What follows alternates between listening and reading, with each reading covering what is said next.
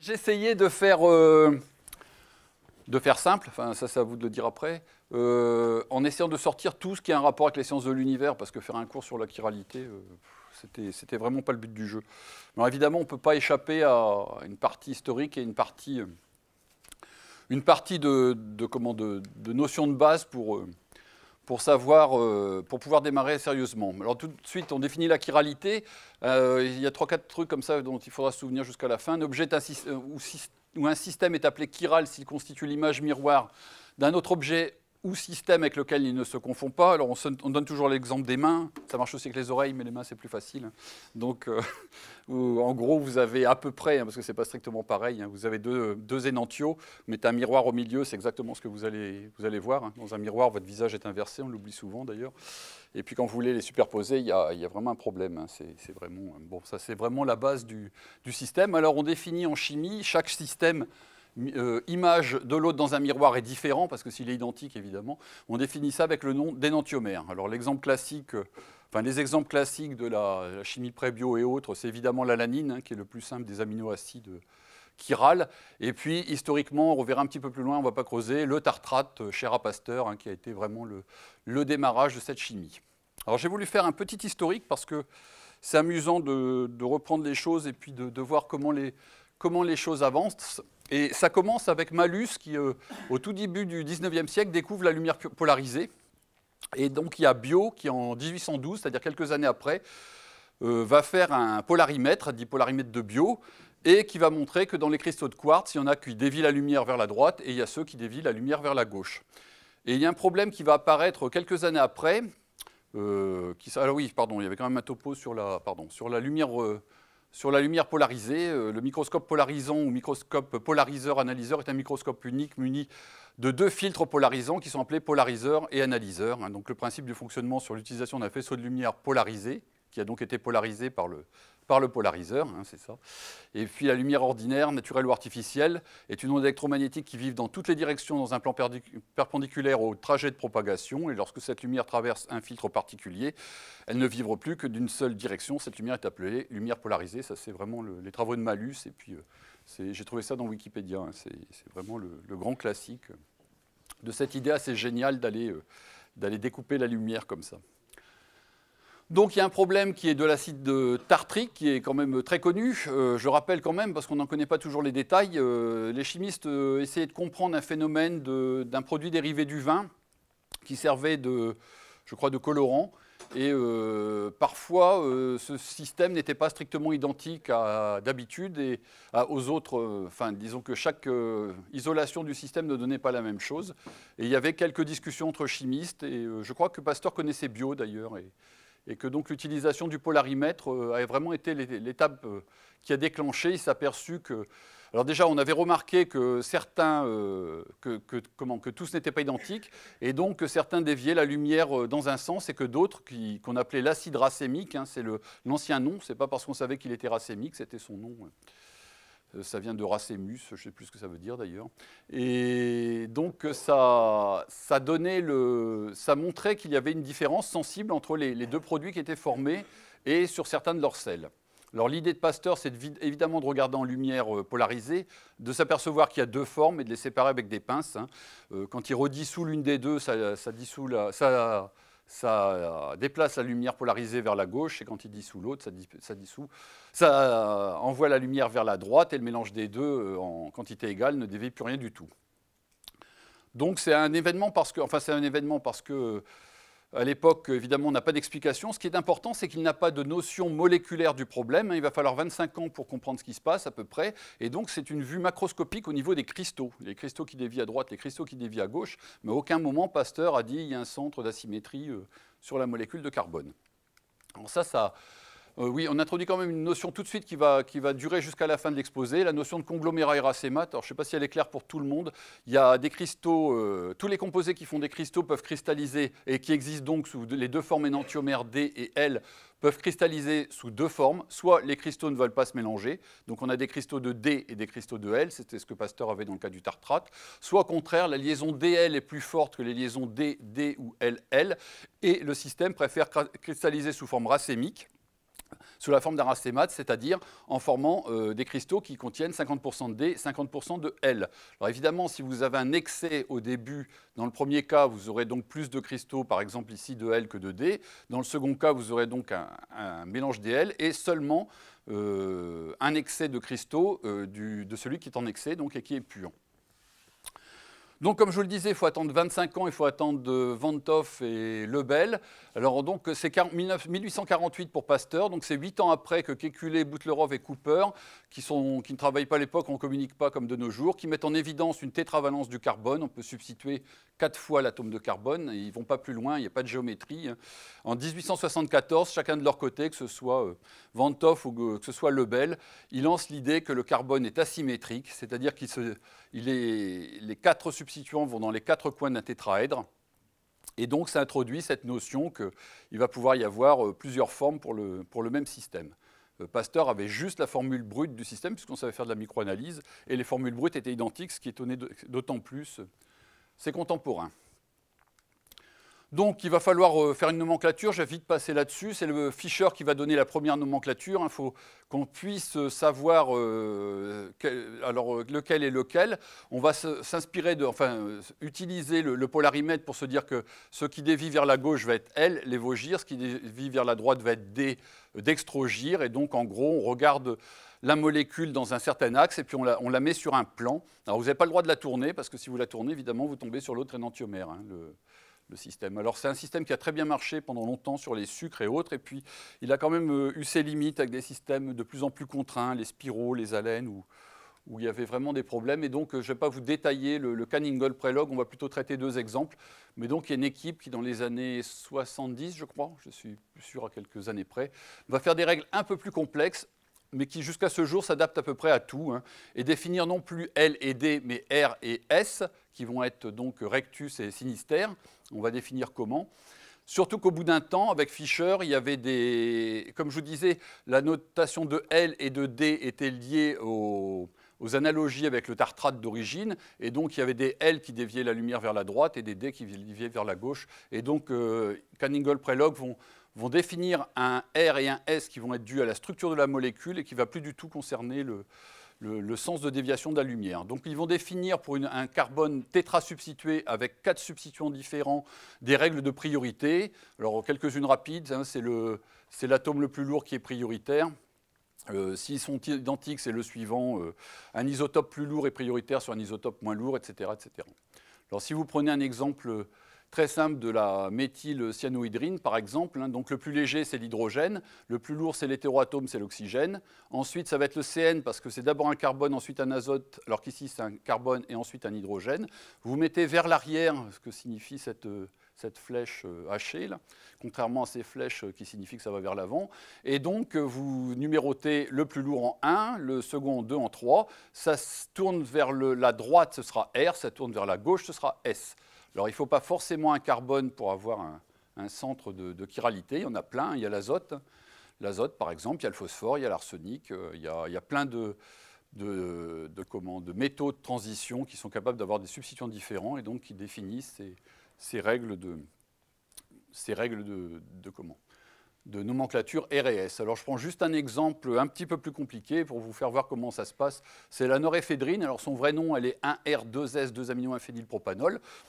Alors, comment on numérote déjà les atomes? Ça, c'est de la nomenclature de base. Comme vous avez un hétéroatome, le 1 va être ici. Vous allez avoir le 2 et le 3. Donc, votre premier carbone asymétrique est le 1 ici, le second est le 2. Donc, celui-là va être 1 quelque chose, celui 2 quelque chose. Vous appliquez la même règle. L'hydrogène vers l'arrière. Vous cherchez le plus gros, c'est encore un OH.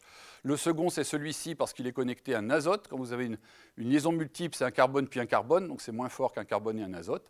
Donc, vous tournez comme ça. 1, 2, 3, vous allez avoir R. Et quand vous allez regarder le second, peut se mettre ici. Donc vous mettez celui-ci vers l'arrière, vous regardez du dessus, vous faites la même chose. Priorité au système azoté. Ensuite celui-ci parce qu'il a un OH et celui-ci parce qu'il a un hydrogène. Donc vous trouvez la formule S qui vous donne le R2S. Vous pouvez le faire avec autant de centres d'asymétrie que vous voulez, ça marche toujours. Alors on revient à une chiralité de base pour nous pour nous chimistes s'intéressant à l'origine de la vie. Vous avez le droit, contrairement à Fischer, à faire tourner votre molécule de tous les côtés. C'est-à-dire vous pouvez comme ça la promener, ça va toujours. Quand vous referez votre système, vous retrouverez toujours le R qui reste le R. Et par contre, vous utilisez de la même façon le miroir pour trouver votre système. Alors, une fois que votre système est changé, là aussi, vous pouvez le tourner pour le faire coïncider. Et vous apercevez que l'image dans un miroir ne coïncide pas dans le cas de... Ça, c'est la glycine, donc, l'alanine, pardon. Dans le cas de l'alanine, vous avez une liaison qui va vers l'arrière ici, qui va vers l'avant ici, et une qui est dans le plan ici. Donc, vous ne pouvez pas faire coïncider dans votre système. Quand tout coïncide, il y en a un qui échappe. Alors, pour arriver à faire coïncider chimiquement, vous êtes obligé de casser une liaison ou deux liaisons et donc de les inverser.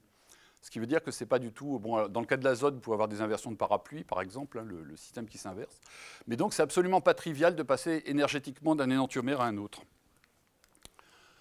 Alors, on peut continuer avec l'acide tartrique, hein, donc le D et le L. Vous faites l'image de l'un dans l'autre. Vous pouvez retourner le système, puis vous apercevez que quand vous faites pivoter celui-ci pour le faire passer ce système qui est devant vers ce système qui est derrière, ben, ça ne correspond pas du tout. Le CO2H n'est pas dans le... Il faut rajouter des hydrogènes hein, pour tous ces systèmes. Et par contre, le méso, lui, est parfaitement symétrique. C'est-à-dire que quand vous allez faire l'image dans un miroir, elle va se superposer sans problème. Une fois que vous aurez fait une rotation de 180 degrés du haut vers le bas, vous allez avoir exactement la même chose, prouvant que vous n'avez pas deux énantiomères, mais deux fois le même système.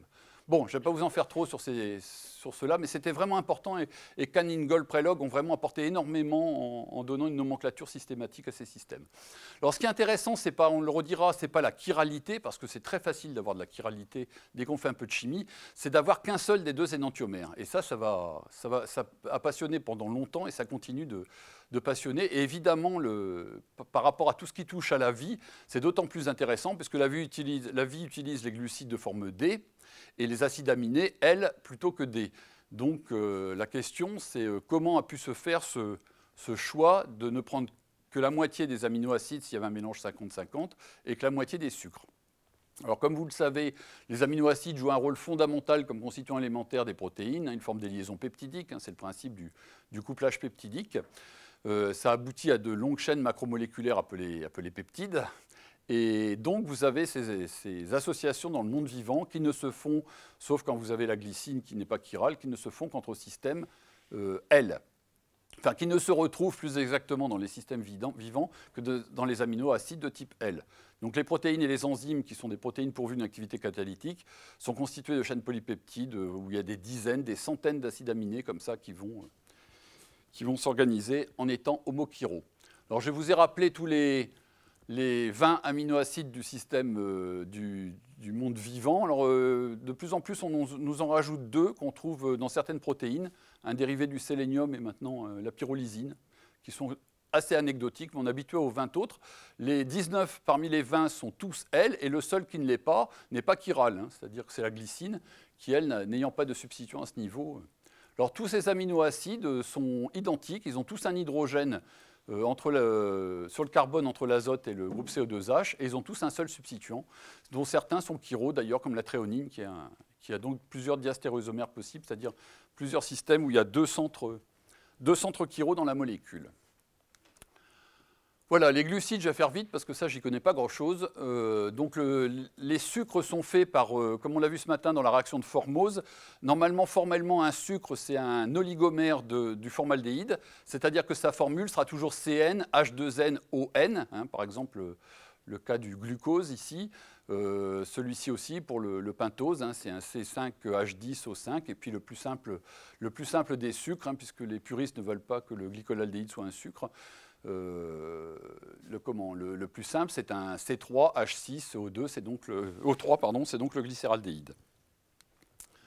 Alors, ce sucre, on va le retrouver dans l'ADN et dans l'ARN. Alors, ce n'est pas parce qu'un système est vivant qu'il est chiral et qu'il est homochiral, hein. Vous avez toutes les bases puriques et pyrimidiques qui sont achirales et qui vont se connecter donc, pour former les nucléotides à des sucres, hein, qu'on retrouve donc dans cette macromolécule qui est l'ADN, qui a fait et fera encore couler énormément d'encre. Donc, ils sont rattachés au niveau de ces systèmes par du désoxyribose. Voilà. Donc, comme on va s'intéresser à des petites molécules, on va les chercher dans l'espace interstellaire ou dans les comètes et ailleurs si on peut trouver des molécules chirales. Comme la plupart, comme on va le voir sur les transparents suivants, de ces milieux ont des petites molécules, ou tout du moins on y a détecté des petites molécules, on peut se demander jusqu'où on peut former de petites molécules chirales. Alors la réponse, le chiffre, c'est 4. Alors c'est 4 avec l'azote, c'est très simple, hein. Vous avez l'azote et 3 substituants et le doublet libre. Alors c'est possible d'avoir un système de ce type anionique avec le carbone, mais c'est quand même beaucoup plus classique d'avoir 5 éléments pour former cela. Alors il faut voir que là j'ai mis fluor, chlore, brome parce que ça fait des substituants avec un atome. Mais alors ce ne sont pas vraiment les composés qu'on trouve en abondance dans le milieu naturel.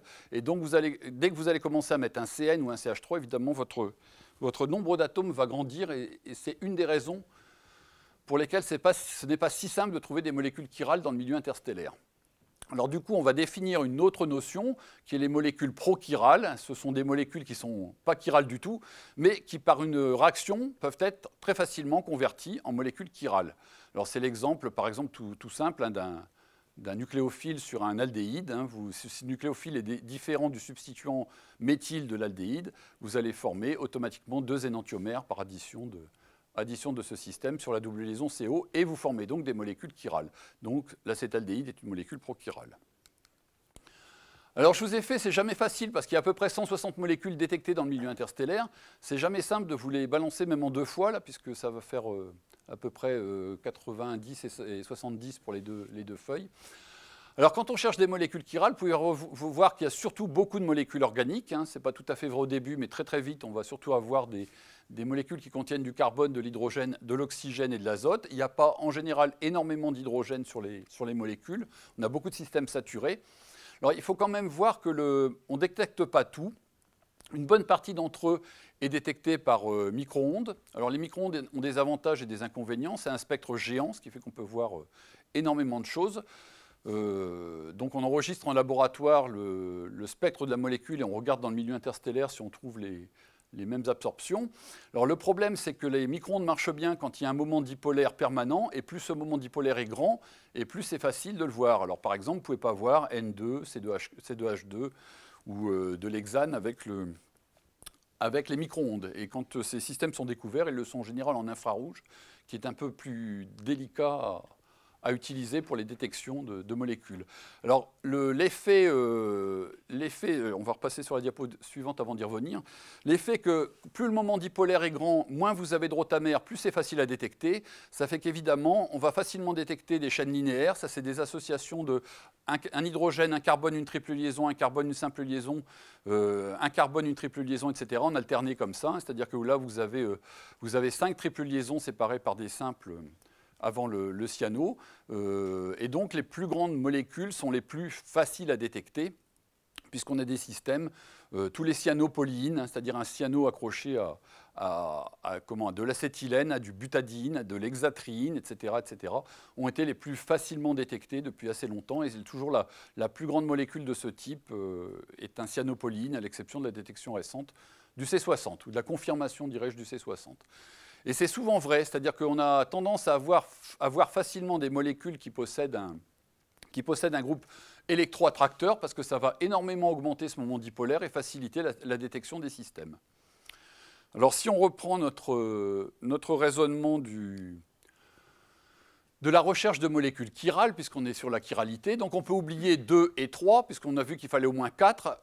4 en plus, c'est pas simple, parce qu'il faut quand même des hétéroatomes qu'on n'a pas tellement, le fluor, le chlore, le brome, pour avoir des monos. Donc on peut passer tout de suite à 5. Et de toute façon, on va aller de 5 jusqu'à 13, et on va trouver aucune molécule chirale actuellement dans le milieu interstellaire. Quand vous regardez les molécules qui s'y trouvent, vous apercevez que déjà il y a beaucoup de petites molécules. Hein, cette page qui va de 2 à 6 est beaucoup plus remplie que celle-ci qui va de 7 à 13. Et plus vous avancez, moins il y a de molécules qui ont été détectées. Et il faut bien voir que c'est beaucoup plus facile de former des molécules chirales comme celles que je vous ai fait voir, comme l'alanine par exemple, avec 8, 9, 10 atomes qu'avec 4, 5 ou 6. On continue avec cette recherche de molécules chirales qui me passionne depuis quelques temps. Alors, ce n'est pas une idée neuve. J'ai trouvé une publi de 89 d'un groupe australien qui avait déjà cherché dans le milieu interstellaire de l'acide lactique et le méthylépoxyde. L'époxyde avait été trouvé, ils avaient rajouté simplement un méthyle. Et sur le transparent suivant, je voudrais qu'on fasse une sorte d'autocritique des molécules qu'on peut espérer trouver par analogie essentiellement dans le milieu interstellaire et qui serait chirales. Alors il y a quand même quelque chose qui nous gêne depuis quelque temps, c'est quelque chose qui a été postulé et démontré en partie par Yves Ellinger, en partie parce qu'il y a toujours des contre-exemples. Il a lancé pour les molécules présentes dans le milieu interstellaire un principe d'énergie minimale, c'est-à-dire qu'il vous dit que finalement on trouve essentiellement dans le milieu interstellaire les molécules, les isomères thermodynamiquement les plus stables. C'est-à-dire que quand vous avez le choix entre l'acétonitrile, je vais vous trouver des isomères, le cétanimine et puis une molécule qui serait cyclique avec 2 insaturations, c'est-à-dire l'azyrine, et ben c'est l'acétonitrile qui est le puits de potentiel qui va être le plus abondant dans le milieu interstellaire. Alors il a trouvé quelques contre-exemples. Par exemple, on a vu ce qu'on peut appeler un sucre qui est donc le glycolaldéhyde, et on a vu le méthylformate très abondant, alors qu'on a très peu d'acide acétique, qui est le système thermodynamiquement le plus stable. Alors ces quelques exceptions, il les explique par un accrochage plus facile sur les grains de ce système, ce qui a été démontré expérimentalement depuis d'ailleurs, que pour les autres systèmes. Donc en gros, les molécules se feraient sur les grains ou seraient à un moment ou à un autre absorbées sur les grains, et le dégazage de certaines serait plus facile que d'autres, ce qui pourrait un peu bousculer ce principe d'énergie minimale. Alors il est quand même un peu dangereux ce principe, parce que si on commence, vu le peu de molécules, enfin le peu d'atomes que l'on peut mettre sur une molécule pour convaincre un astrophysicien d'aller la chercher et pour convaincre un spectroscopiste d'enregistrer son spectre de micro-ondes, si à chaque fois ils nous disent « ah bah non, c'est pas celui d'énergie minimale », ça va se limiter à un nombre très très réduit de molécules. Donc il faut quand même un petit peu passer outre ce principe qui a quand même l'air d'avoir une réalité scientifique. Ce n'est pas tellement surprenant que dans un milieu qui va de 10 à 100 K, les molécules présentes soient thermodynamiquement les plus stables. Donc, on s'aperçoit que dans cette série de 160 molécules, il n'y a pas de molécules chirales, et il n'y a même pas ce que certains appellent des molécules branchées. J'avoue que je ne connaissais pas le terme il y a 3 ans. Une molécule branchée, c'est une molécule qui a 4 substituants, et dont un seul hydrogène au maximum. Ça peut être 3 méthyl et un OH, mais même ça, vous ne le trouvez pas dans le milieu interstellaire. C'est-à-dire que cet isopropanol, qui a l'air quand même d'une molécule assez simple, ne s'y trouve pas. Alors il y a un effet pervers dans les recherches de molécules chirales dans le milieu interstellaire et de molécules de ce type, c'est que quand vous proposez une molécule comme ça, l'astrophysicien il vous répond ah bah oui, mais c'est une molécule branchée, ah bah oui, mais une molécule avec 4 substituants ou 3 substituants, on n'en connaît pas. Et au niveau de l'anecdote, j'étais en contact avec Bonn, ils avaient cherché le propanol et ne l'avaient pas trouvé. Je leur avais dit, cherchez l'isopropanol, ils m'ont tout de suite répondu, bah non, l'isopropanol, il a 3 substitutions sur le carbone, c'est pas la peine. J'aurais dit, oui, mais il y a l'acétone. Si l'acétone est hydrogéné sur un grain ou autre, ça donne l'isopropanol. Ah oui, c'est une bonne idée, je les ai rappelés 3 mois après, ils m'ont dit, non, finalement, on ne l'a pas fait. Donc c'est possible aussi qu'on ne les trouve pas parce qu'on ne les cherche pas. Hein. C'est toujours l'effet un peu pervers du système. Donc il y a une série de molécules prochirales, s'il n'y a pas de molécules chirales. On trouve en particulier les aldéhydes, hein, il y a l'acétaldéhyde, il y a le propionaldéhyde avec une carbone-carbone triple liaison, il y a le méthylformate. Vous voyez que toutes ces molécules, si vous substituez, vous n'êtes pas obligé de trouver une équation chimique qui vous donne la réaction. Dans le cas du là, n'importe quel nucléophile différent d'un méthyle va vous donner une molécule chirale. Ici, il faudra faire attention en chimie classique de ne pas avoir un départ de ce substituant, mais on peut imaginer un système méthylé OH ou autre, et sur ce glycolaldéhyde, pardon, c'est de la même façon, vous avez une molécule prochirale.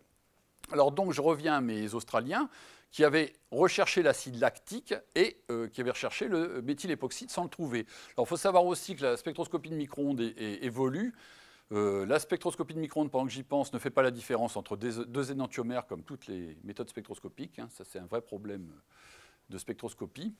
Et puis, ils cherchaient à une époque, en plus, il y a donc 20 ans, donc déjà, il n'y avait pas de térahertz, il y avait un peu de millimétrique, il y avait surtout du centimétrique. Alors, c'est vrai que maintenant, on peut espérer voir ce qu'on ne voyait pas il y a 20 ans. Alors, l'autre argument, c'est cependant d'observer que dans les années 80, on trouvait 5 ou 6 molécules par an dans le milieu interstellaire. On en trouve plutôt moins actuellement, alors que les méthodes, les moyens ont été multipliés par 10 ou par 100. Donc, on a imaginé un certain nombre de molécules possibles. Ça, c'est le lactaldéhyde. Ça, c'est le cyanoépoxyde, qui a la chance, qui a donc 2 atomes de moins que le CH3, ce qui est toujours bien de remonter dans le nombre d'atomes. Je vais vous expliquer sur le transparent suivant pourquoi on a choisi ceux-là. Hein. Enfin, ceux-là, mais on peut en trouver d'autres. Hein. Le précurseur de l'alanine avant hydrolyse, hein, puisque un alène. Alors là, on peut revenir à un des premiers transparents, c'est pourquoi les alènes sont chiro, parce que vous avez 2 liaisons pi qui sont à 90 degrés l'une de l'autre, et donc vous avez l'équivalent d'un seul carbone avec 3. C'est comme s'il n'y en avait qu'un, donc vous avez un système qui va... En plus, enfin, qu'il n'y avait qu'un même pas, puisque le fait d'avoir 2 hydrogènes n'est pas discriminant. Si vous faites l'image dans un miroir, vous n'arriverez pas, quand vous ferez coïncider H et Cn, vous aurez le méthyle ici et l'hydrogène là. Donc c'est toujours un peu plus difficile. C'est un excellent exemple de cours de Canning-Gold-Prelog, c'est de montrer que les alènes disubstitués sont chiro. Et puis on peut imaginer celui-ci. Alors je vais vous expliquer sur le transparent suivant les avantages et les inconvénients de ces systèmes, qui sont tous chiro. Celui-ci, il a 3 hétéroatomes oxygénés, l'oxygène. On n'a toujours pas vu une seule molécule interstellaire avec 3 hétéroatomes, donc ça c'est un handicap redoutable pour l'acide lactique. Celui-ci, c'est le principe d'Ellinger qui lui fait mal, parce qu'il est thermodynamiquement pas très favorable. Par contre, on a déjà trouvé un isomère qui est l'acétone. Même chose pour celui-ci, on n'a pas trouvé les isomères plus stables pour l'instant, qui en plus, grâce au cyano, ont un moment dipolaire géant, donc il devrait être assez facile à trouver. Alors j'aime mieux le lactaldéhyde que l'acide lactique, parce que celui-ci, il n'a plus que 2 oxygènes au lieu de 3, ce qui nous fait rentrer dans une gamme où on a quand même pas mal de représentants, mais d'après Ellinger, et thermodynamiquement, c'est toujours pas le plus stable non plus. Alors si on part à celui-là, alors celui-là c'est pas innocent, c'est parce que le système sans méthyle avec un hydrogène a été détecté par Arnaud Belloche à Bonn il y a à peu près 3 ans. Et donc c'est l'analogie classique, hein, c'est pour vous créez en même temps une chiralité, puis vous faites une analogie, vous mettez un méthyle où il y avait un hydrogène. Alors ça a quand même une hypothèse sur une possible synthèse de ce système. C'est soit vous acceptez ce que propose Belloche dans sa publi, c'est-à-dire que c'est l'addition d'hydrogène sur le cyanogène, c'est-à-dire CnCN qui fait ce produit-là. Vous additionnez 2 fois l'hydrogène sur le même Cn, vous obtenez le même sans, j'aurais dû vous le représenter aussi sans hydrogène. Soit c'est la réaction classique de Strecker. Dans ce cas-là, comme vous avez trouvé de l'acétaldéhyde dans le milieu interstellaire, que vous avez trouvé de l'ammoniac et HCN, théoriquement il peut se former. Alors l'équipe de Chiavassa à Marseille a montré en particulier que pour le composé parent, encore une fois qu'un méthyle ici, on pouvait former ce type de système sur des glaces assez facilement. Donc c'est 2 réactions qui sont en compétition. Le Strecker qui s'ouvre à tous les systèmes substitués, précurseurs d'aminoacides par hydrolyse. Il y a un problème, il manque un CN ici, pardon, c'est pas un hydrogène. Et l'approche par hydrogénation qui là s'arrêtera, comme il n'y a pas de substituant, évidemment, on pourra faire que le composé de base. Alors celui-ci, il y a l'alényl nitrile qui a été détecté il y a 4 ans par Hollis à Greenbank, c'est ça, oui. Donc on peut toujours cette politique de rajouter un méthyle, ça a marché pas mal de fois, ça a marché en particulier sur les cyanopolines dont je vous parlais tout à l'heure, les systèmes méthylés avec 1 et 2 carbone-carbone triple liaison étaient vus. Et celui-ci, alors celui-ci c'est vraiment à haut risque, mais il a une logique, parce que quand on avait le système azoté, alors encore une fois il était représenté ici, mais il faut changer l'hydrogène par le méthyle, logiquement, si vous faites la même réaction qui n'est plus de Strecker, mais dans laquelle vous avez enlevé l'ammoniac, vous allez former l'addition toute simple d'HCN sur l'acétaldéhyde ou le formaldéhyde, pour donc former la cyanohydrine correspondante. Alors son spectre de micro-ondes a été fait il y a 40 ans, mais il a été tellement mal fait que ce n'est pas tellement surprenant qu'ils n'arrivent pas à le détecter. Donc la première étape, ça va être de refaire le système hydrogéné, et s'il est détecté, de passer au système méthylé. Voilà. Alors on peut imaginer, on ne s'arrête pas là, hein, on peut imaginer d'autres molécules qui présentent un intérêt. Ce n'est pas évident que dans les 15 prochaines années, on trouvera une molécule chirale dans le milieu interstellaire, mais c'est dommage de ne pas essayer.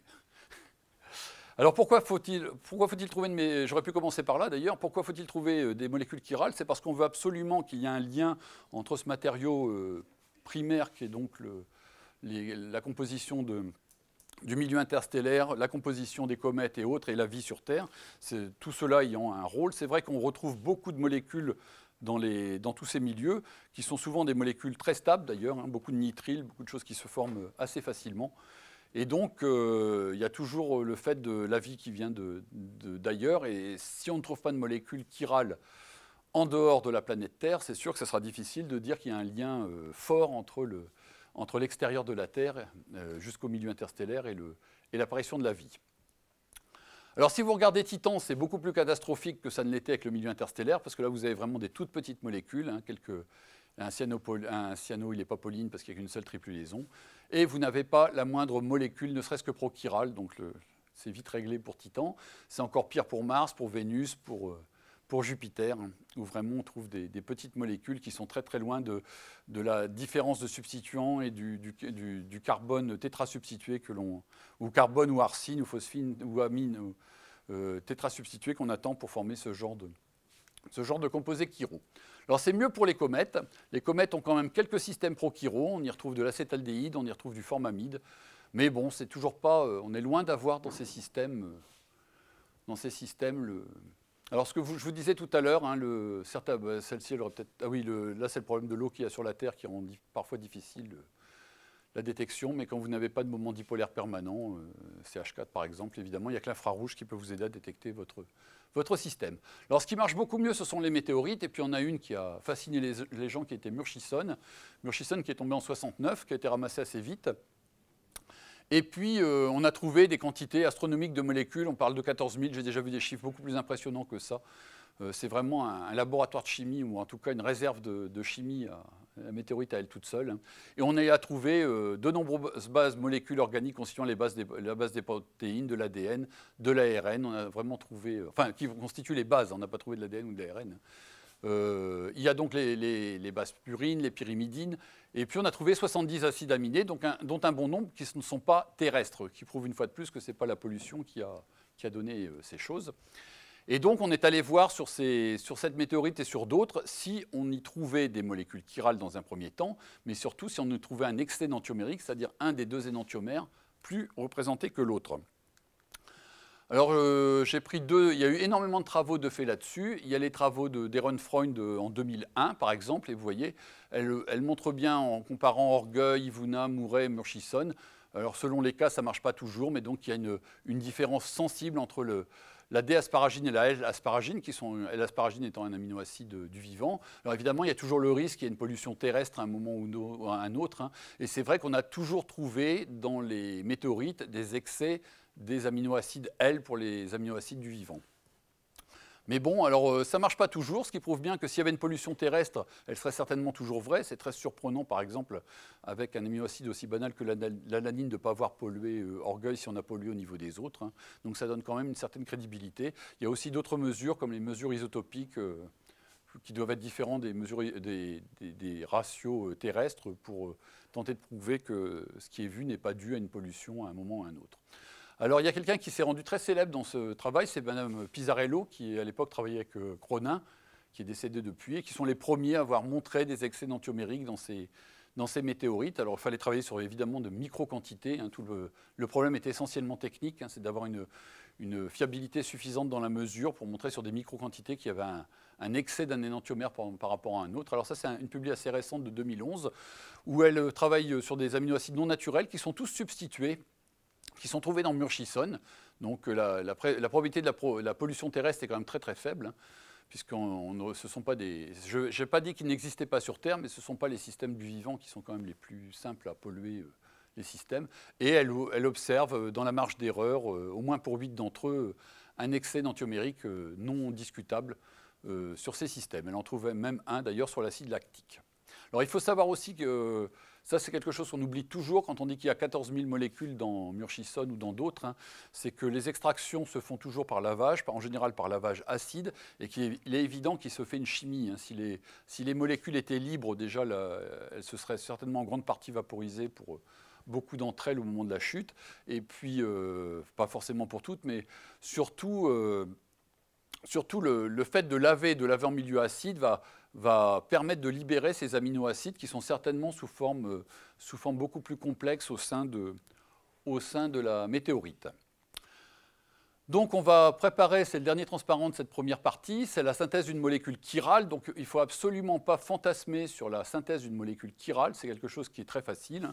Vous prenez une imine, vous faites une addition de nucléophiles, une réduction, une réaction de Diels-Alder, enfin tous les grands classiques de la chimie organique, et à chaque fois vous tombez sur des molécules chirales. Ce matin on vous a parlé de la réaction de Formose, hein, dès le carbone en C3 vous avez des sucres chiraux, pas tous mais certains. La réaction de Strecker, dès que vous passez à l'acétaldéhyde ou plus substitué, vous avez automatiquement des molécules chirales à la fin. Donc c'est très facile de faire un mélange 50-50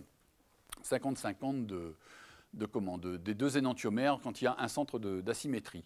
Alors pendant longtemps, il était considéré comme évident que sans réactif substrat ou catalyseur chiral avec un excès énantiomérique, il ne suffit pas qu'il soit chiral, il faut encore qu'il soit au-delà de 50-50 des deux, on ne pouvait former qu'un mélange racémique, on ne pouvait pas créer de l'excès énantiomérique quand on n'avait pas introduit au début. Alors c'est la remarque que fait Pizzarello dans une de ses dernières publis, hein, c'est que le seul endroit, à part la Terre, où on a vu des molécules chirales, ce sont les météorites, hein, c'est le seul système. Apparemment c'est abiotique, parce qu'il est quand même peu probable que ces cailloux aient connu des milieux où il y avait la vie. Et donc il y a une vraie question, c'est pourquoi y a-t-il un enrichissement énantiomérique de ces cailloux qui n'est pas justifié par une sélection de la vie, si encore c'est la sélection de la vie qui l'a fait ou si ça s'est fait avant sur Terre. Donc on va passer à une partie très chimie, parce que ça n'en était pas une. C'est comment accroître ou créer un excès énantiomérique. C'est-à-dire que vous allez faire des synthèses ou des purifications. Alors vous avez soit un système avec un mélange d'énantiomères, soit vous voulez en fabriquer, mais vous ne voulez pas fabriquer du 50-50. Vous voulez fabriquer un mélange qui contient un excès ou uniquement un des deux énantiomères. Alors la chimie s'est intéressée à ce problème depuis très longtemps et elle a proposé des solutions de plus en plus sophistiquées. Et ces propositions de plus en plus sophistiquées sont utilisées, même plus qu'utilisées, puisque maintenant certaines recherches sur la chimie prébiotique, enfin en relation avec la chimie prébiotique, ou en tout cas qui s'y rattachent, vont encore plus loin que l'a fait cette chimie, qui était quand même une chimie justifiée par deux choses. Déjà d'être capable de faire une seule molécule et pas deux, parce que quand vous avez deux énantiomères, si vous voulez en faire un médicament, il faudra enlever un des deux. Parce que vous pouvez en avoir un qui soigne et un qui tue, hein, ça c'est l'excès majeur. Vous pouvez avoir l'un qui inhibe complètement l'effet de l'autre. Il y a eu des histoires célèbres de toxicité forte d'un énantiomère par rapport à l'autre. Donc les industriels voudraient des synthèses idéales où on ne ferait qu'un énantiomère. Et puis il y a quand même un challenge en chimie de se dire qu'on est capable de former une molécule qui va avoir juste le centre qu'on veut. Alors historiquement, j'aurais pu ne pas le mettre pour aujourd'hui parce que ça ne va pas nous aider beaucoup pour la suite, c'est le pool chiral, c'est-à-dire qu'on trouve un composé qui est très abondant, hein, un sucre, un acide aminé, quelque chose qui ne coûte pas cher, et on va transformer ce système juste à avoir le système qu'on veut, ça c'est la chiraphos, hein. On est parti d'un butanediol chiral, on a fait 2-3 transformations, et donc si on a bien contrôlé la substitution ici pour inverser ou conserver, mais en tout cas pas faire une racémisation à ce niveau. La racémisation, c'est quand vous retombez sur votre 50-50. Vous pouvez donc utiliser ces produits abondants, que sont les acides aminés, les sucres ou autres, hein, pour former votre produit par transformation successive. Mais ça, c'est quand même assez primitif, parce que, enfin primitif, vous avez déjà votre système qui est formé au niveau de la chiralité, il y a juste à changer une partie de ce système. Et donc, on a cherché des synthèses plus sophistiquées. Alors, le grand classique de l'époxydation de Sharpless, qui lui a donné, entre autres, le prix Nobel en 2001, qui consiste à mettre dans le milieu, vous allez voir que les règles sont toujours à peu près les mêmes, hein. Soit on part d'un système chiral, mais il va falloir, s'il est mélangé à 50-50, il va falloir trouver une solution pour s'en débarrasser, pour se débarrasser d'un des deux. Soit on va introduire un catalyseur, un coréactif chiral, qui va orienter la synthèse vers un des deux. Alors je vais passer assez vite sur ces parties. En gros, ça consiste, alors au début c'était stoichiométrique, hein, on mettait autant de coréactifs ou catalyseurs que de produits. Après on a fait de la catalyse énantiosélective, y compris sur la réaction de Sharpless, et en mettant quelques pourcents d'un catalyseur qui va donc être un énantiomère pur, on va pouvoir orienter la réaction sur plutôt un seul. Alors c'est jamais 100%, hein, Alors quand c'est très bon, mais supérieur à 99, parce qu'après il y a les problèmes de seuil de détection, mais vous pouvez avoir des mélanges qui ne vont pas, qui vont de 50-50 à 99-1. Selon le... Et à chaque fois, on va retomber sur cette logique que je n'ai pas voulu développer. Hein. C'est-à-dire qu'on va mettre dans le milieu, en quantité catalytique selon les réactions ou en quantité stoichiométrique, quelque chose qui va vous faire, en gros, à un moment ou à un autre, un diastéréoisomère. Les diastéréoisomères contiennent donc 200 kilo. Et là, autant les propriétés des énantiomères sont identiques, hein, les propriétés physiques de fusion, de sublimation, de solubilisation, etc., autant de spectroscopie, autant les diastéréoisomères se différencient très facilement, et de par leurs propriétés physiques, et de par leur activité. Alors il y a aussi le dédoublement cinétique, qui est basé sur le fait que dans un mélange racémique qui réagisse avec des vitesses différentes avec un autre réactif chiral, et donc vous pouvez jouer sur la vitesse plus ou moins grande, hein, on a vu des facteurs de 140, hein, c'est-à-dire que vous aviez 140 pour 1 d'un système par rapport à l'autre, parce que vous aviez un dédoublement cinétique. Alors il y a un concept aussi qui est très important, qui a vraiment été en grande partie fait par un Français qui est Henri Kagan, qui est l'amplification chirale.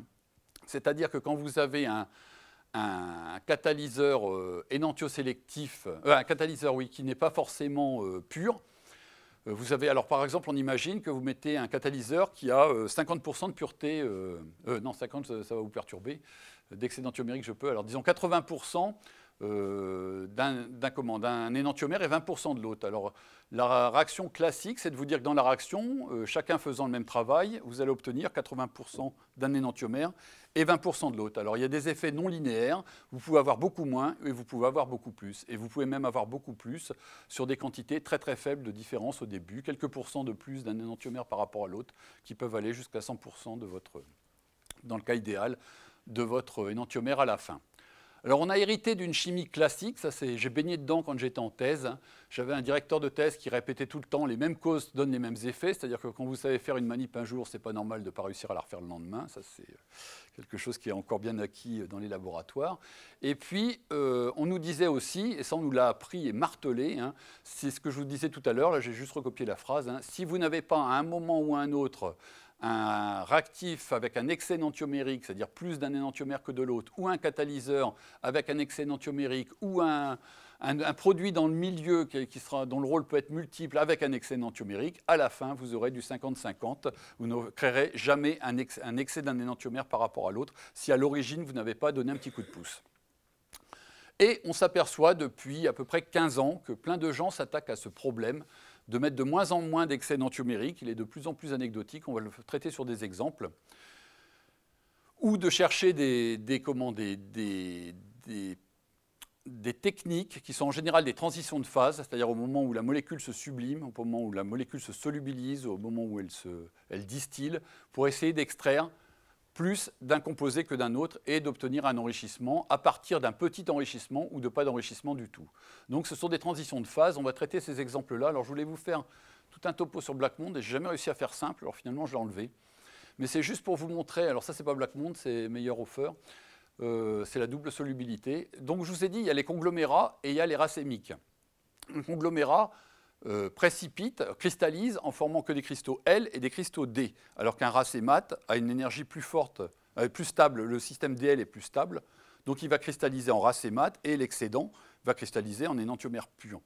Alors ça vous donne une propriété assez amusante, c'est que quand vous solubilisez dans peu de solvants un mélange L et D de conglomérats, vous allez évidemment au début c'est soluble, puis au bout d'un temps vous allez saturer.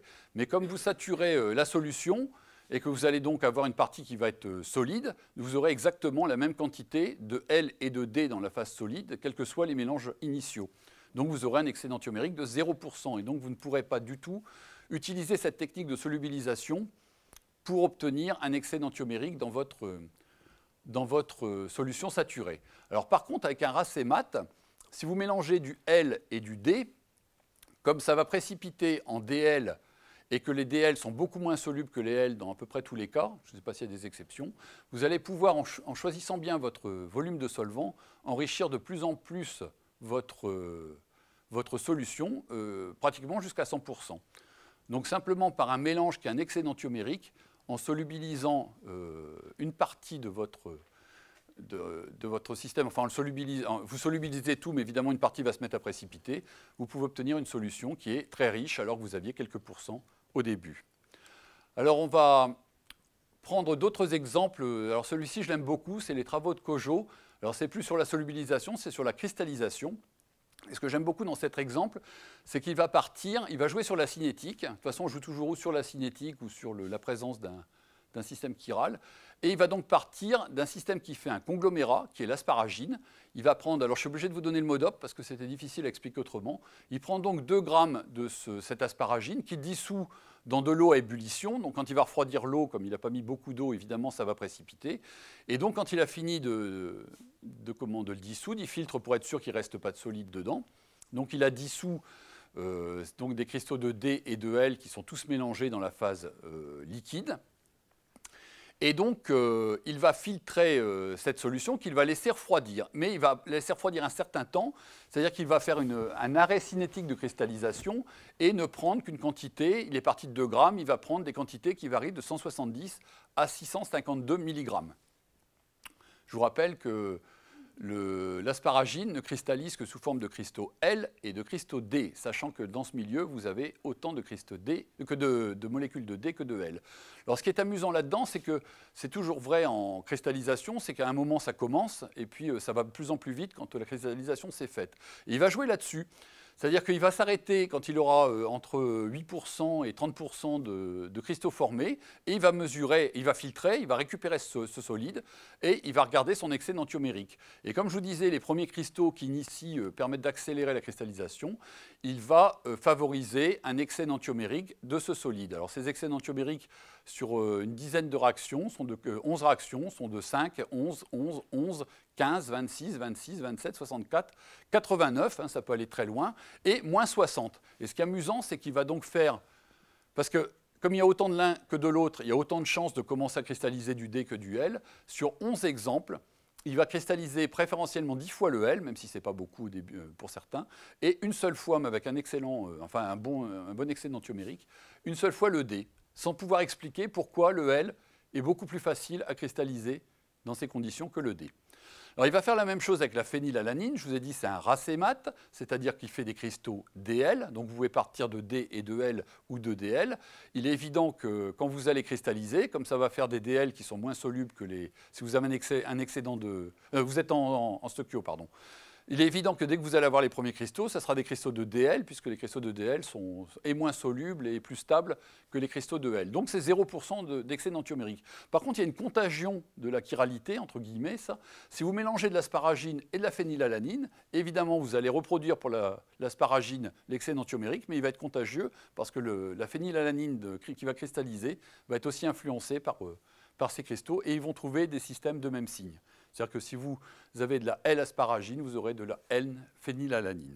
Alors ce qui est amusant, c'est que 3 ans après cette publication, il va refaire une autre seconde publication en se disant plutôt que d'en mettre 1 puis 2, je vais en mettre une douzaine tout de suite. Hein, il va prendre plein d'aminoacides. Donc il met 2 grammes d'asparagine et 50 mg de chaque autre aminoacide. Hein, il y a une bonne partie des 20 qui y passent là. Et il recommence son système de cristallisation partielle. Et ce qui est très amusant, c'est qu'à un exemple près qui n'est pas convaincant, qu'il a mis en premier, mais l'ordre ne veut rien dire, hein, ça ne veut pas dire qu'il a fait ça d'abord, il a d'énormes excès énantiomériques par rapport aux 20% ou aux 11% qu'il avait tout à l'heure. Il va même jusqu'à 100% pour certains aminoacides. Encore une fois, ce n'est pas reproductible à chaque fois. C'est-à-dire qu'il fait la même réaction 6 fois, il n'a jamais la même valeur. Hein. Quand je vous disais, on nous a martelé les mêmes causes qu'on produise les mêmes effets, ce n'est pas vrai du tout. Là, c'est les premiers cristaux qui vont gérer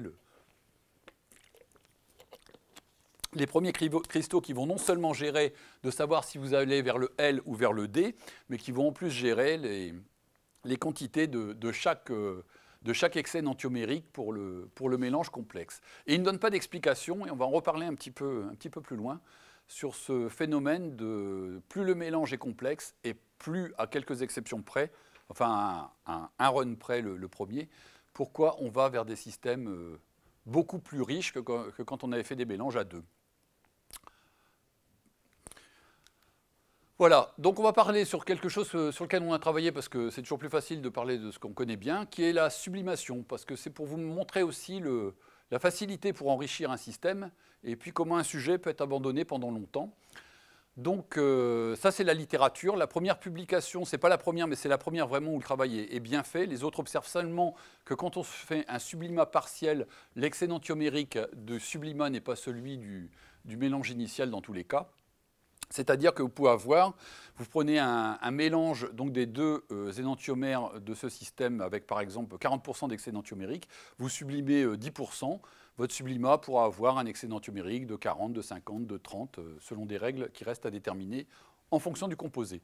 Alors le premier qui observe ça, c'est une dame d'ailleurs qui observe juste au lieu de tout sublimer d'un coup, elle avait fait des fractions, elle s'aperçoit que ces fractions n'ont pas toutes le même excès énantiomérique. C'est en 1959 et c'est 3 lignes dans une publication. C'est juste une observation qui l'étonne. Il y a une seconde publication assez complexe 7 ans plus tard. Et il faut encore attendre 11 ans pour que Garin, avec l'acide mandélique, fasse quelque chose de rationnel.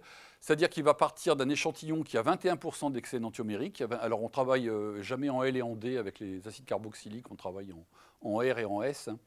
Et donc il part d'un système qui a 20% d'excès énantiomérique, il sublime en gros un cinquième, et il s'aperçoit que son sublimat de 20% est plus riche. Alors automatiquement, si le sublimat est plus riche, ça veut dire que le résidu de 80% est plus pauvre. Mais il va sublimer une deuxième fraction de 20%, il observe encore une augmentation. Alors il va observer une augmentation un certain temps, mais vous ne créez pas d'énantiomère. À la fin, quand vous mélangez tout, vous récupérez exactement le mélange initial, donc il est évident qu'au bout d'un temps, ça diminue, mais il montre bien que le résidu est toujours plus pauvre en excès énantiomérique que le sublimat partiel. Alors il va faire la même chose, mais en partant d'un excès énantiomérique beaucoup plus fort. Et là, il va observer l'inverse. C'est-à-dire que vous ne pouvez pas tirer la règle qu'un sublimat partiel, c'est-à-dire 10% ou 20% de sublimation d'un solide, va vous donner forcément quelque chose de plus riche. Là, il a quelque chose de plus pauvre. Alors, comme il sublime quelque chose de plus pauvre, il enrichit son résidu, ce qui explique que les valeurs augmentent, puisqu'à la fin, il faudra tout mélanger pour récupérer le 60. Mais donc, il a une observation surprenante qu'en fonction de l'excès énantiomérique de début, vous augmentez ou vous diminuez votre système. Et il va donner une explication, et là, historiquement, c'est très intéressant, parce qu'en 1977, Garin se dit, tiens, c'est bizarre, j'ai choisi l'acide mandélique parce qu'il a été bien étudié au niveau du rapport solide-liquide. C'est-à-dire que les gens ont regardé la fusion d'un mélange de R et de S à différentes proportions. Ça va de 0% d'un énantiomère à 100% de cet énantiomère. Et ils observent que la température de fusion du mélange est plus haute ou plus basse en fonction du mélange. Et en particulier, ils définissent un eutectique, qui est le mélange où la température de fusion est la plus basse. Alors par extrapolation, Garin va utiliser ce mot eutectique qui normalement est pour le passage solide-liquide à solide-gaz. Et tout le monde va le garder avec le danger qu'il n'a jamais été démontré que c'était le même pour tous les éléments entre la phase solide et la phase liquide. Et donc vous avez ici le 50-50, c'est-à-dire qu'ici vous avez du 0% d'excès énantiomérique et vous voyez que vous avez une symétrie entre les deux parties et vous avez pour 50% d'excès énantiomérique, c'est-à-dire 2 fois plus d'un énantiomère que de l'autre, que ce soit l'un ou l'autre, hein, c'est symétrique, vous avez une température de fusion du mélange qui est plus faible. Et il dit c'est la même chose pour la sublimation. Il y a un mélange idéal qui sublime plus facilement. Quand vous êtes en dessous de ce mélange, vous sublimez quelque chose qui est donc plus riche que votre mélange. Quand vous sublimez quelque chose qui est plus riche, eh ben, le sublimat est plus pauvre. Et donc il y a un bouquin qui va vraiment être une bible des gens qui font de la catalyse asymétrique et qui étudient ces systèmes, qui est écrit par des Français, qui est Jacques Collet et Willem, en 81, et qui va sortir ça comme une règle générale. Et ils vont vraiment dire le sublimat initial possède la composition de la vapeur eutectique, et si on n'y est pas, c'est parce qu'on n'est pas tout à fait à l'équilibre, qu'il faudrait faire ça plus doucement. Ce bouquin est toujours une référence 30 ans après. Mais ils ne prennent en aucun compte un facteur cinétique qui fait que cet équilibre qui doit s'installer pour sublimer, pour eux, se fait instantanément dans la sublimation. Alors ce qui est aussi surprenant, on y a passé beaucoup de temps, on n'a jamais trouvé un article où les gens mesuraient un eutectique de phase solide à gazeuse. Et donc on vit depuis 35 ans sur cette conviction que les courbes se ressemblent, et que ce qui est vrai pour le passage d'un état à l'autre est vrai pour l'autre. On a repris le travail de Garin, alors on l'a confirmé, alors on a sublimé très lentement, on a fait 16 heures 40 degrés pour se rapprocher de plus en plus d'une sorte d'équilibre, et en effet on observe bien, pas à 50 mais à 45, une espèce de plateau qui semble nous indiquer qu'en effet il se forme un eutectique en phase gazeuse et qu'on condense cet eutectique, donc on sublime à quelques pourcents pour vraiment avoir la fraction de tête. Alors on va faire quelque chose d'autre. Au mieux de mélanger, comme c'était le cas du racémique RS et un énantiomère, le R, on va mélanger du R et du S avec les mêmes excès énantiomériques et on va trouver à peu près tout le temps la même valeur. Alors ça, c'est tout à fait en phase avec ce que déclarent Jacques Collet et Willem. Ils disent que le sublima initial possède la composition de la vapeur eutectique et on se fout complètement de savoir comment a été fait le mélange initial, si c'est du R et du S ou du RS et du S. La seule chose qui importe, c'est de savoir s'il est sur la gauche ou sur la droite, en coupant au milieu, là, donc en quart du système, pour savoir si ça va augmenter par rapport à la valeur initiale ou diminuer. Et on va vivre avec ça jusqu'en 2008, où personne ne s'occupe de sublimation de ce type, ça n'intéresse plus personne. Ah oui, ça j'ai oublié de vous dire aussi, c'est pas forcément vers 50%, hein, vous avez des systèmes comme, on en revient en purification du projet initial, vous prenez l'ibuprofène là, qui vous sert d'anti-inflammatoire régulièrement. Alors lui, il a la bonne idée d'avoir, si c'est un eutectique, vers 85-90% pour le solide liquide, et en effet, on trouve quelque chose qui est voisin pour la sublimation. Ça veut dire que si vous avez un échantillon à 5%, si vous sublimez très lentement, vous allez sortir un sublimat jusqu'à épuisement de votre excès, qui sera aux alentours de 80-90%. Donc c'est vraiment une méthode de purification qui peut être très intéressante quand vous avez un sublimat qui cogne vers le haut ou vers le bas. Alors s'il cogne vers le bas, vous appauvrissez très vite votre sublimat, mais vous enrichissez votre résidu. Donc vous vous retrouvez toujours avec un système qui est très enrichi à la fin. Et on va passer aux aminoacides, puisqu'on a toujours une petite connotation avec les sciences de l'univers, c'est le moins qu'on puisse dire. Et on va faire la même étude systématique de 0 à 100, et on va obtenir avec la leucine une espèce de plateau qui tend à dire que là aussi, on forme un eutectique pour les aminoacides. Alors on va vérifier que c'est ce qui est vrai pour un énantiomère. Alors là, on repart de D et de L parce qu'on est en aminoacides, c'est historique. Hein. On va faire la même chose pour vérifier que ce qui est vrai entre D et L va être vrai entre DL et D, qu'on n'a surtout pas quelque chose qui n'est pas symétrique.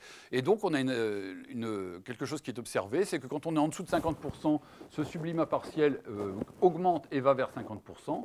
Et quand on a un mélange initial qui est au-dessus, eh bien on va descendre. C'est exactement ce que vous dit la courbe, hein, ça augmente jusqu'à 50 et puis ça diminue de 100 à... Voilà. Et puis on va faire quelque chose qui est la sublimation des deux cristaux. Alors qu'est-ce qu'on fait avec les cristaux? On a des cristaux de D et de L, on les écrase, hein, moulus comme mettent les Anglais, hein, c'est-à-dire qu'on les écrase pendant 10 minutes pour avoir la poudre la plus fine possible, et on sublime. Et là, on devrait toujours avoir notre 50%. Or, on a des valeurs très très basses. Alors quand on regarde la littérature, il y a des gens qui en ont parlé dans les solubilisations, et ils appellent ça un conglomérat cinétique. C'est-à-dire qu'on a un racémique, normalement, mais il n'a pas le temps de se former. Le tectique, du coup, ne se forme pas non plus. Et on a un comportement de conglomérat cinétiquement parlant. Alors, il faut voir quand même que ça dure 16 heures en moyenne pour sublimer 1 ou 2%. Ça veut dire que cet équilibre, il n'est pas facile à atteindre. Et c'est le premier exemple flagrant où on démontre que cette formule passe-partout de Jacques Collet et Willem n'est pas toujours vraie. On peut vraiment avoir des systèmes qui ne donnent pas le même résultat en fonction du mélange initial. Il ne suffit pas d'avoir l'excès énantiomérique du début pour que ça marche. Alors on a continué avec d'autres aminoacides. Évidemment, la nature, c'est jamais facile. Hein, il y a toujours... Oui, alors on a quand même vérifié que c'était bien le fait de l'avoir sous forme de racémique. Quand vous mélangez du D et du L dans l'eau, vous reformez des DL, et donc quand vous resublimez, vous retrouvez exactement ce que vous aviez avec vos DL. C'est bien la preuve que vous avez changé, le fait de changer la nature des cristaux de départ va vous changer complètement votre résultat. Alors l'alanine, c'est pas beau du tout, on est très loin d'avoir un plateau. C'est à peine mieux pour la proline. Et quand on fait, je vous ai arrêté là, on a fait une série d'aminoacides. Il n'y en a pas deux qui marchent pareil, ça c'est le drame des aminoacides. Alors qu'en fonction de l'eutectique, on avait quelque chose qui était assez cohérent pour l'ibuprofène avait un eutectique haut, mais il faisait un plateau. L'autre avait on pourrait continuer les aminoacides, les acides carboxyliques comme ça. Et alors, ce qui est amusant, c'est que dès que vous avez du DL, vous avez D plus L, vous avez un comportement de conglomérat. Et dès que vous avez du D plus L, vous avez quelque chose qui n'est pas vraiment un plateau, mais qui, dans certains cas, ressemble plus ou moins. Alors, il faut savoir que conglomérat et racémate, ce n'est pas pour la vie. Hein. Il y a des composés qui sont connus pour à chaud passer d'une cristallisation racémique en conglomérat, et que selon les méthodes, vous pouvez passer de l'un à l'autre. Hein, il n'y a pas un... Alors on a continué avec des des déracémisations par sublimation. On s'est dit qu'après tout, on avait peut-être un outil pour sortir des composés purs d'un mélange. Et on a repris les travaux de Cojo en mettant une phase gazeuse. C'est-à-dire qu'on prend beaucoup d'asparagine, mais nous, enfin Cojo, c'est beaucoup dire. On a pris un énantio pur et un racémique avec pour voir si le mélange des deux, celui-ci ne se sublime pas, celui-ci se sublime. Est-ce que c'est une maladie contagieuse, l'excès énantiomérique? Et la réponse est oui. C'est-à-dire que vous partez d'alanine racémique, vous ne pouvez sublimer à cause des températures que l'alanine, mais vous obtenez de l'alanine avec un excès énantiomérique lorsque vous avez préalablement dissous l'ensemble. Alors c'est pas... Ce qui est amusant, c'est que bon, les valeurs sont honnêtes. Pardon, j'ai fait une marche avant à la place d'une marche arrière. Mais ce n'est pas génial, hein. On a des valeurs qui vont jusqu'à 18%, de 5 à 18% selon les conditions, les rapports, etc. Ça va beaucoup mieux marcher, c'est là où il y a le parallèle avec Cojo, quand on va commencer à complexifier les mélanges. Quand vous prenez 2, 3, 4, 5 aminoacides, là on monte à des chiffres de 35, 30 qui sont régulièrement observés. On ne l'explique pas non plus pourquoi plus c'est complexe, plus vous sortez facilement un composé énantiomériquement enrichi d'un mélange. Alors on en vient aux travaux de Viedma, qui fait aussi des sublimations. Viedma, c'est un chercheur espagnol qui veut absolument travailler tout seul, qui invente des systèmes simples. Et là, il a pris une plaque chaude, un Erlenmeyer bouché, et il balance à 430 degrés, c'est la température de la plaque, hein, il laisse chauffer son Erlenmeyer 10 minutes. Vous allez voir la simplicité déconcertante. Il balance dessus, en une fois, sous air, à peu près 50 mg d'aminoacides. Et ça se met à fumer partout, il rebouche très vite. Ça se met à fumer partout, vous avez l'impression que tout va se détruire. Et bien pas du tout. Et puis après, comme vous chauffez progressivement, ça va continuer de se sublimer, ça retombe et ça se resublime, et vous allez avoir le niveau. Alors il y a un voile blanc d'aminoacides qui se dépose sur votre paroi, et puis vous allez voir progressivement ce niveau monter, puis il va arrêter de façon arbitraire quand il est à X centimètres, et il va regarder par tranche l'excès énantiomérique. Alors il soutient qu'il a à la fois une augmentation de l'excès énantiomérique du mélange et qui récupère la quantité initiale. C'est là où je ne suis pas d'accord. C'est que je suis d'accord qu'il y ait une augmentation de l'excès énantiomérique, mais je pense qu'il y a beaucoup de décomposition. Alors, le problème, c'est que si vous avez un excès énantiomérique sans décomposition, c'est-à-dire que dans des conditions aussi drastiques, vous passez du D au L, et qu'en plus, vous pouvez le faire de façon contrôlée pour enrichir, ce qui est quand même assez innovant comme observation. Mais en tout cas, toujours est-il que ce dépôt sur les parois, eh ben, il s'enrichit au fur et à mesure que vous montez sur l'Erlenmeyer. C'est-à-dire que vous ne déposez pas un mélange statistique de ce qu'il y a dans la phase gazeuse, mais vous allez condenser sélectivement par facilité de condenser l'un système par rapport à l'autre. C'est du petit bricolage moderne, hein, puisqu'il y a une deuxième publication qui est sous presse actuellement. Et vous apercevez qu'on découvre encore dans ces comportements d'aminoacides des choses très étranges. Évidemment, moi je suis très sceptique. Je n'arrive pas à trancher entre une transformation des D en L et une décomposition sélective du racémique par rapport à l'énantiomère. Alors on va continuer vers d'autres travaux, les travaux très récents de Tsogoeva assistés par Moksh qui fait des calculs théoriques. Alors c'est un peu différent, mais on joue encore une fois sur un équilibre entre une phase solide et une phase liquide. Là ils sont obligés de partir d'un excès, là aussi, d'un excès énantiomérique de 15 à 20%, d'un système qui est donc partiellement soluble, donc ils vont avoir des cristaux solides d'un des deux énantiomères. C'est une réaction réversible, mais c'est une réaction qui est catalysé par un corps extérieur. Alors soit c'est un système achiral, soit c'est un mélange 50-50.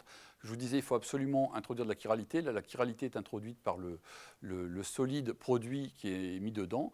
Donc ils ont une réaction qui peut aller vers cet aduit qui va se solidifier, mais qui peut aussi se resolubiliser, se désaccrocher et repartir de l'autre sens.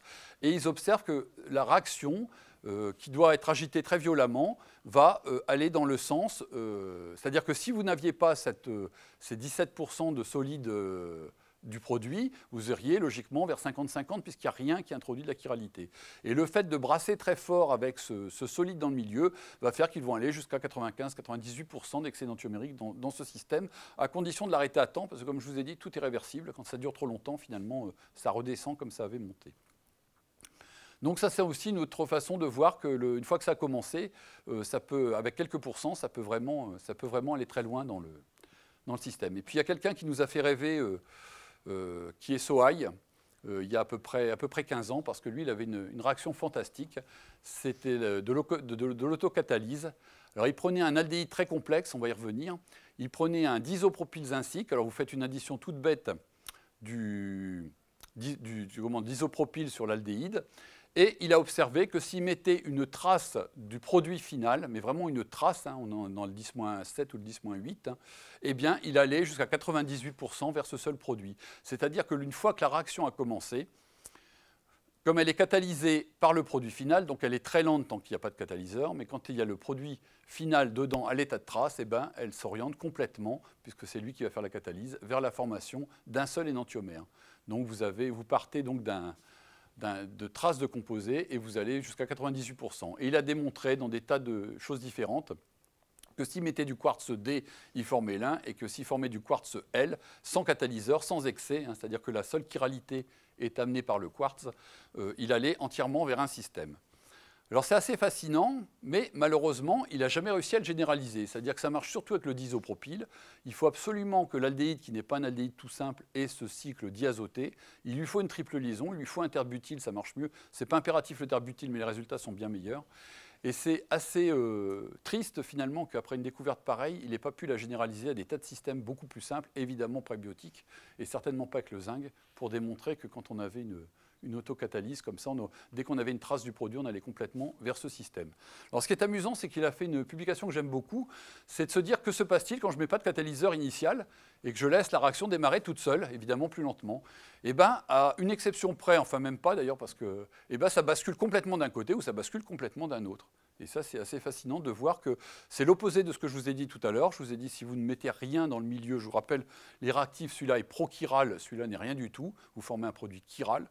C'est vraiment le contre-exemple de ce qu'on nous a bassiné pendant très longtemps. Si vous n'avez rien de chiral au début, vous n'aurez pas d'excès d'antiomérique à la fin. Si vous n'avez pas d'excès d'antiomérique de quelque chose au début, là, évidemment, vous ne pouvez pas contrôler. Ça va basculer une fois d'un côté, une fois d'un autre. Mais vous pouvez aller. Il avait un exemple, je crois, à 98 ou 95% d'un système. Alors, comment vous l'expliquez? La réaction démarre lentement.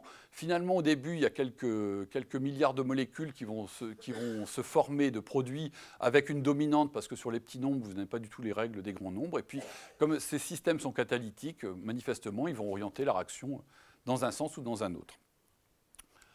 Voilà, je vais quand même finir par un cocorico. On revient à tous nos Français, Malus, Bio, Pasteur. Alors, je ne sais pas si c'est la même dimension. Mais donc, l'idée, c'est aussi de fabriquer un excès d'antiomérique à partir de rien. Et donc, il y a deux travaux. Il y a les travaux de Brack, Naon, Mayer-Unrich et quelques autres qui ont démontré il y a 6 ans qu'avec de la lumière polarisée, on prend donc un mélange DL de leucine 50-50, on tape dessus avec de la lumière polarisée et on va obtenir, selon la lumière polarisée, 1,6 au maximum d'excès d'un des deux énantiomères dans la décomposition. Hein, il y a une partie importante qui est décomposée.